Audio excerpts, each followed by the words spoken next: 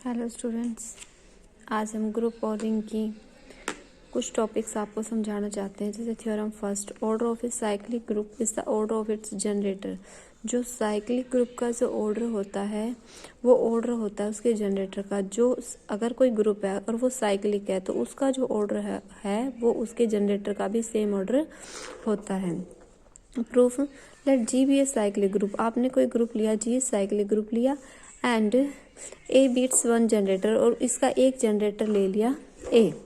ठीक है, तो केस फर्स्ट क्या है कि अब हम केस अराइज करेंगे कि कैसे कैसे अगर केस हो तो आपके ग्रुप का ऑर्डर, साइक्लिक ग्रुप के ऑर्डर और उसके जनरेटर के ऑर्डर पर क्या फर्क पड़ेगा। Case first, when order of A is finite. आपका जो जनरेटर है उसका ऑर्डर फाइनाइट है। देन जी कंटेंट, और ग्रुप का ऑर्डर भी फाइनाइट है, तो G contains at least N distinct element. हमने माना कि जी के पास कम से कम एन डिस्टिंक्ट एलिमेंट है। जैसे ए है, ए स्क्वायर है, ए क्यूब है, ए एन माइनस वन है, ए की पावर एन बराबर क्या है, आइडेंटिटी। ग्रुप का ऑर्डर क्या है, हुआ एन हुआ। जहाँ आइडेंटिटी है तो कहता है इसके पास एन डिस्टिंक्ट एलिमेंट है। तो हमें क्या दिखाना है कि जी कंटेंट नो मोर एलिमेंट्स। तो देखो ये हमें ये दिखाना है कि जी के पास ये एन ही एलिमेंट है, जी के पास एन से ज़्यादा एलिमेंट नहीं है। ठीक है, तो हमने माना कि for each N belongs to G. हमने कोई एन लिया जो किसके अंदर है, जी के अंदर। तो एन जब जी के अंदर है तो एन क्या लिया है, ए की पावर एम। एम कोई पॉजिटिव इंटीजर है, कोई इंटीजर ले लिया है कि एन जो है वो किसके बराबर है, ए की पावर एम के बराबर है। तो डिवीजन एल्गोरिथम क्या कहती है कि जब आप एम को डिवाइड करोगे एन से तो क्या होता है, m is equals to n Q plus r. ठीक है, ये क्या होता है, डिविडेंट होता है हमारा, ये होता है आपका रिमाइंडर। रिमाइंडर जो है आपका हमेशा रिमाइंडर जीरो या जीरो से पड़ा लेकिन इससे छोटा होता है एन से। हमारी डिवीजन एल्गोरिथम है। तो आपके पास एन क्या है, ए की पावर एम, और एम की जो वैल्यू आपने क्या रख रखी है, A N Q plus R. हम इसको अलग अलग करेंगे तो A N Q dot A R. हम इसको क्या लिख सकते हैं, ए एन की पावर क्यू ए आर, और ए की पावर एन आइडेंटिटी है तो आइडेंटिटी की पावर क्यू आइडेंटिटी होता है, और ए की पावर आर, तो सिर्फ ए की पावर आर बचेगा। जहां पर आपकी आर क्या हो गया है, आर है क्या, जीरो या जीरो से बड़ा लेकिन किससे छोटा, एन से छोटा। एन से छोटा है ए आर। तो ये क्या कह रहा है कि जी का जो each element of G is of the form. तो आपने एन लिया था, कोई एलिमेंट लिया जो किस फॉर्म में आ गया, ए की पावर आर। इसका मतलब जो हर एक एलिमेंट है जी का वो किस फॉर्म में होगा, ए की पावर आर फॉर्म में होगा। बेहर आर हमारा जीरो या जीरो से बड़ा लेकिन किससे छोटा है, एन से। इसका मतलब जी में जो भी एलिमेंट है लेकिन है तो एन से छोटे ही, तो हमारा जी जो है एन एलिमेंट को ही कंटेंड करेगा। इसका मतलब एक ऑर्डर एन था और ग्रुप का ऑर्डर भी क्या हो गया, एन। तो ये बात प्रूफ हो गई कि हमारे पास इसका और इन दोनों का ऑर्डर क्या हो जाएगा, बराबर हो जाएगा। इससे आगे देखिए हम दूसरा केस अराइज करते हैं कि मान लो आपके पास order of A is infinite. Suppose that order of G क्या है, फाइनाइट। कि आपके पास ए का ऑर्डर तो इनफाइनाइट है और हमने मान लिया कि जो ग्रुप का ऑर्डर है वो क्या है आपके पास, फाइनाइट। तो आप जब ग्रुप का ऑर्डर फाइनाइट है तो हम इनको एग्जिस्ट करते हैं इंटीजर आर और एस सच दैट, इस प्रकार से कि आर किससे बड़ा है, एस से छोटा है, एंड ए की पावर आर और ए की पावर एस दोनों बराबर है। तो ए की power R is equals to A की पावर एस, तो इधर लेकर आओगे तो ए की power R minus S is equals to A की पावर जीरो, और ए की पावर जीरो किसी की पावर जीरो वन होता है, और ग्रुप की बात करें तो क्या होता है, आइडेंटिटी। तो ए की power R minus S is equals to identity आ गया। तो order of A is finite. आपने देखो ए की पावर आर माइनस एस आया, भाई जो भी है ये, लेकिन जो एलिमेंट का ऑर्डर है वो क्या आया, आर माइनस एस है तो फाइनाइट ही। कितना ऑर्डर आया, फाइनाइट। और जबकि आप मानकर क्या चले थे कि ए का ऑर्डर क्या है, इनफाइनाइट, तो आप में कंट्राडिक्शन आ गई। तो हमारी इस पोजीशन गलत है कि ग्रुप का ऑर्डर क्या होगा, फाइनाइट। हमारे ग्रुप का ऑर्डर भी क्या होगा, इनफाइनाइट। ठीक है, वो तो जनरेटर का ऑर्डर भी इनफाइनाइट, ग्रुप का ऑर्डर भी इनफाइनाइट, तो दोनों क्या हो गए, बराबर। ये हमारी थ्योरम प्रूफ हो जाती है। हमने दो केस लिए थे, दोनों में हमने करके दिखा दिया है। थ्योरम सेकंड क्या कहती है कि the order of every element of A finite group is a divisor of the order of the groups. The order of every element of A finite group, आपके पास कोई फाइनाइट ग्रुप है, ठीक है, इसके हर एक एलिमेंट का जो ऑर्डर होता है वो ग्रुप के ऑर्डर का डिवाइजर होता है। ठीक है, हमारे पास कोई फाइनाइट ग्रुप है और इसके हर एक एलिमेंट का जो ऑर्डर होता है वो डिवाइजर होता है, अपने ग्रुप के ऑर्डर का डिवाइजर होता है। देखो G is a finite group of order N. हमने क्या किया कि हमने जी कोई फाइनाइट ग्रुप ले लिया, किस ऑर्डर का, एन ऑर्डर का, और ए इसका कोई एलिमेंट ले लिया। ठीक है, इसका ऑर्डर कितना है, m. X b any subgroup of G consisting of all integral power of ए।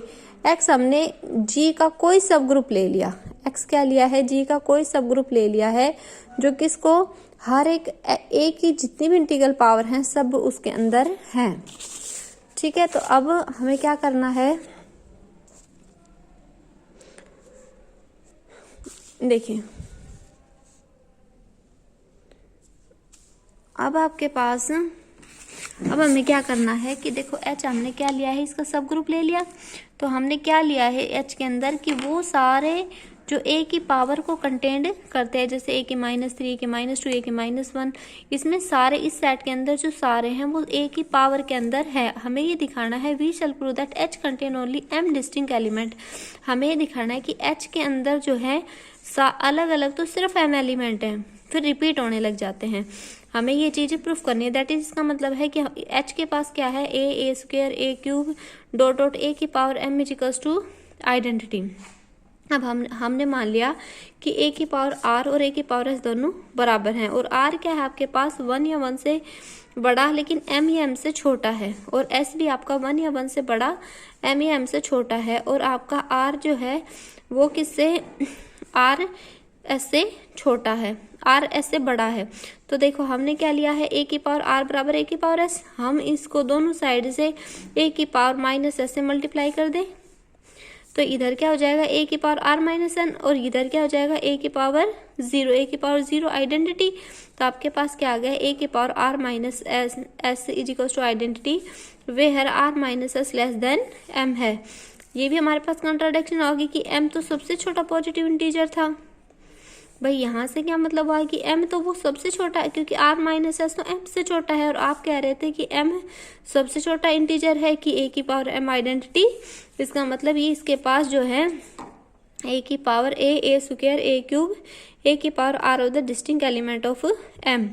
अब आपने क्या किया कि आपने ले लिया है r की पावर, अब आपने क्या किया है कि अब हमने l को जो है वो ग्रेटर देन ले लिया, किससे, m से।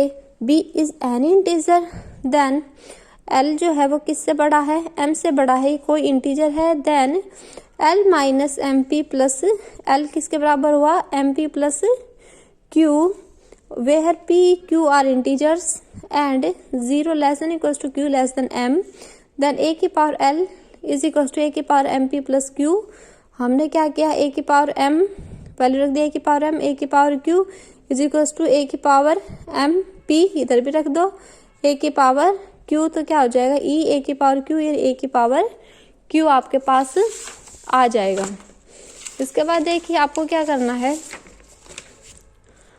आपका जो q था 0 या 0 से बड़ा और m से छोटा था, और a की power l is the one of the form m element, और ये a की पावर l क्या थी, ये m जो एलिमेंट है इनकी एक फॉर्म थी। m एलिमेंट कैसे थे, a square a cube a की power m is equals to identity where h has only m distinct element and order of h is m। h के पास कितने डिस्टिंक्ट एलिमेंट है, m, इसका मतलब h का जो ऑर्डर है वो कितना है, m। और हमारी लैग्रांजिस थ्योरम क्या कहती है कि m जो है वो डिवाइजर होगा m n का। लैग्रांजिस थ्योरम क्या कहती है, अगर n के पास h के पास m एलिमेंट है और ग्रुप का ऑर्डर n है, तो आप जो हमारा सब ग्रुप का जो ऑर्डर है वो ग्रुप के ऑर्डर को डिवाइड करेगा। इसका मतलब m जो है वो डिवाइजर होगा किसका, n का। और आपने तो कोई लिया था, इसका मतलब order of every element of A finite group is a divisor of A group of order of group. तो ये क्या कह रहा है कि आपके पास जो भी है, आपके पास जो भी फाइनाइट ग्रुप का ऑर्डर है हर एक एलिमेंट का, वो डिवाइजर होता है अपने ग्रुप के ऑर्डर का वो डिवाइजर होता है। अब ये क्या कहता है कि लेग्रांज केस फर्स्ट क्या कहता है, if G is a finite group of order n and A belongs to G, then A की power n is equals to identity। G कोई फाइनाइट ग्रुप है ऑर्डर n का, A ग्रुप के अंदर belong करता है, तो कहता है A की पावर n बराबर आइडेंटिटी होता है। हमने मान लिया कि ग्रुप का जो एलिमेंट का ऑर्डर है वो m होगा, तो the subset of H is contained of all integral powers of A is a subgroup of G and order of H is m। तो लाग्रांज थ्योरम क्या कहेगी हमारी, A की power n is equals to A की power m के is equals to A की power m, k को बाहर रख लेंगे तो ये क्या है e, तो e की पावर k, e की पावर k क्या होगा e। इसका मतलब ऑर्डर ऑफ A कितना था, m था, A की power m is equals to identity. That is proof है।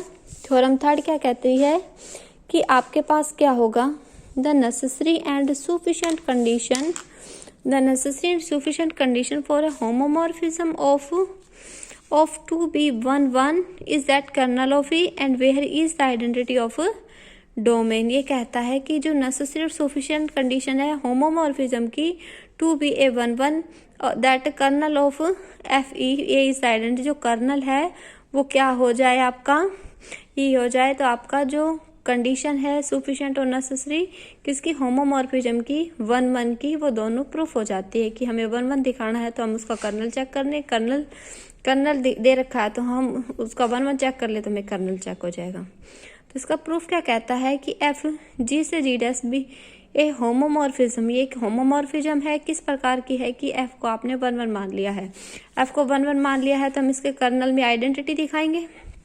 अब ई आइडेंटिटी मान ली जी की और ई डैश आइडेंटिटी मान ली जी डैश की, कि आपने कर्नल लिया एफ का and A is any arbitrary element of के, और हमने के जो कर्नल लिया है उसका कोई एलिमेंट ले लिया, कोई आर्बिट्ररी एलिमेंट हमने ए ले लिया है। देन जब ए आपने आर्बिट्ररी एलिमेंट लिया है तो एफ ऑफ ए किसके बराबर होगा, आइडेंटिटी के बराबर। कर्नल यही चीज होती है कि जो एलिमेंट लेते हैं उस पर एफ ऑपरेट करे तो वो आइडेंटिटी के बराबर आ जाता है। लेकिन अभी तो आपने ऊपर दिखाया है कि आपने क्या ले रखा है कि ई आइडेंटिटी है जी की एंड ई डैश आइडेंटिटी है जी डैश की, तो बट एफ ई तो जो आइडेंटिटी ये जी की आइडेंटिटी है उसकी इमेज लगाओगे तो जी डैश की आइडेंटिटी बनेगी, तो वो आइडेंटिटी क्या है ई डैश। इसका मतलब एफ ऑफ ए बराबर एफ ऑफ ई, और ए किसके बराबर हुआ ई, और ए क्या है कोई आर्बिट्ररी एलिमेंट है कर्नल का, तो इसका मतलब पूरा कर्नल किसके बराबर हुआ आइडेंटिटी। अगर कर्नल को आप आइडेंटिटी के बराबर दिखाते हो तो देखो कोई चीज 1-1 दे रखी है तो उसके कर्नल को आइडेंटिटी के बराबर दिखा सकते हैं। अब हम क्या करेंगे, इसका कन्वर्स पार्ट करेंगे कि एफ आपकी होमोमॉर्फिज्म है, के इसका कर्नल है, सच दैट कि के में सिर्फ आइडेंटिटी है। तो हमने 2 एलिमेंट ले लिए ए और बी ग्रुप से, ए और बी ग्रुप से 2 एलिमेंट ले लिए। ए और बी दोनों एलिमेंट लेने के बाद आप ये देखिए कि हमने क्या कंसिडर किया कि एफ ऑफ ए और एफ ऑफ बी दोनों बराबर हैं। आप जो 2 एलिमेंट लेते हैं, एलिमेंट्स की अगर इमेजेस को बराबर लेके चलते हैं और एलिमेंट्स को बराबर दिखा देते हैं तो वो 1-1 हो जाता है। तो हमने क्या किया कि ए और बी 2 एलिमेंट ले रखे हैं ग्रुप से, तो एफ ऑफ ए बराबर एफ ऑफ बी। अब हमने दोनों को किससे मल्टीप्लाई किया है, दोनों साइड को एफ बी इनवर्स से, इधर भी, और ये क्या हो जाएगा एफ ऑफ ए और ये होगा एफ बी इनवर्स। और एफ बी और एफ बी का इनवर्स, कभी भी कोई एलिमेंट और उसका इनवर्स साथ हो तो वो किसके बराबर हो जाता है आइडेंटिटी के बराबर। ये इमेज का है तो किसके बराबर हो जाएगा ई डैश के बराबर। तो एफ ए बी इनवर्स किसके बराबर हो गया ई डैश के, और इमेज ई डैश के बराबर। इसका मतलब आपका जो एलिमेंट है वो किसके अंदर चला गया है कर्नल के अंदर, लेकिन कर्नल के अंदर तो सिर्फ आइडेंटिटी है। इसका मतलब ये एलिमेंट भी किसके बराबर है आइडेंटिटी के बराबर। तो ए बी इनवर्स बराबर आइडेंटिटी इज इक्वल्स टू, हमने दोनों साइड पोस्ट मल्टीप्लाई कर दिया बी से, तो a b inverse b is equals to a b, और यहाँ से देखिए आइडेंटिटी बन जाएगा और आपका ए किसके बराबर हो गया बी के बराबर। इमेजेस को बराबर लेके चले थे, आपने एलिमेंट्स को बराबर दिखा दिया, इसका मतलब ये फंक्शन कैसा हो गया 1-1 की दोनों कंडीशन हो गई। पहले हम 1-1 लेके चले थे, कर्नल में आइडेंटिटी दिखाया था, फिर हम कर्नल लेके चले थे और हमने उसको बराबर 1-1 के बराबर दिखाया था। Okay, thank you.